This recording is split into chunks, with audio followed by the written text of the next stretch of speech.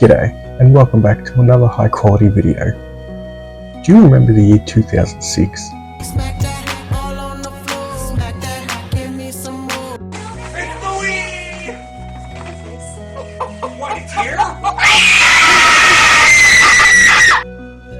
All things considered, 2006 was a pretty great year. The Wii came out and oh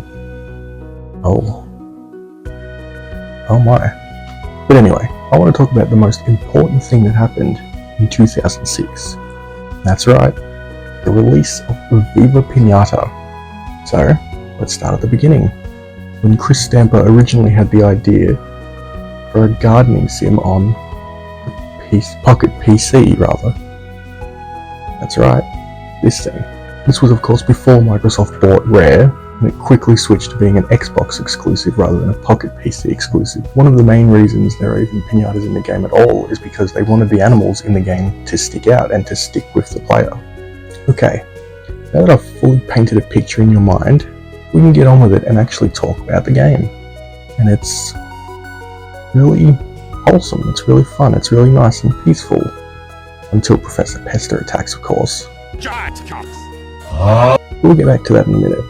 First, I want to talk about today's sponsor, me. Subscribe now, please. The game begins with you for some reason approaching a crying white woman in the middle of a wrecked garden. And turns out her name is Leafos and she needs help clearing the garden. So she gives you this. Yeah, I'm sure that'll do it. Of course, as you go through the game, you end up being able to upgrade your, almost said weapons, they're not weapons, you can upgrade your tools rather. Your gardening tools, that is.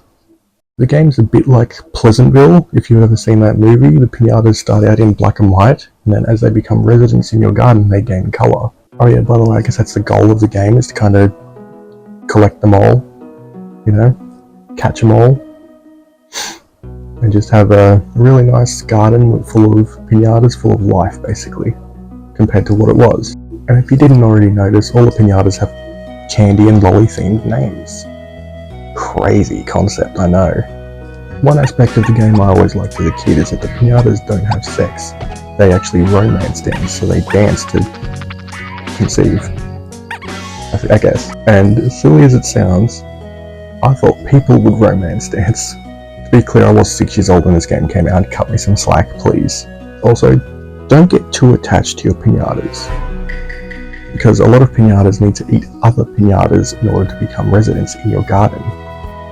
That's right, there's murder in this children's game.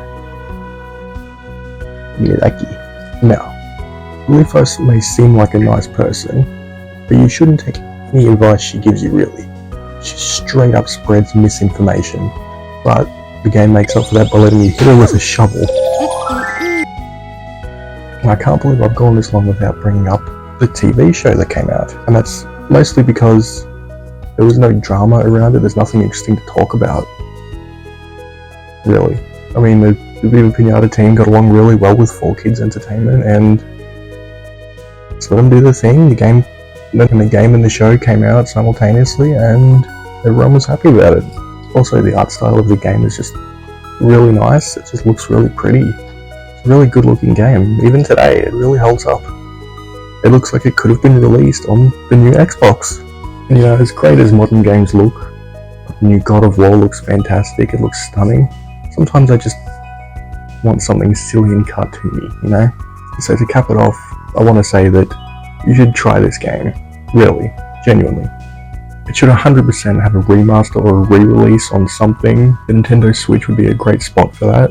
Especially with everyone loving a game like Stardew Valley these days, I think this would be received much better if it came out today. But anyway, thanks for watching. Like the video.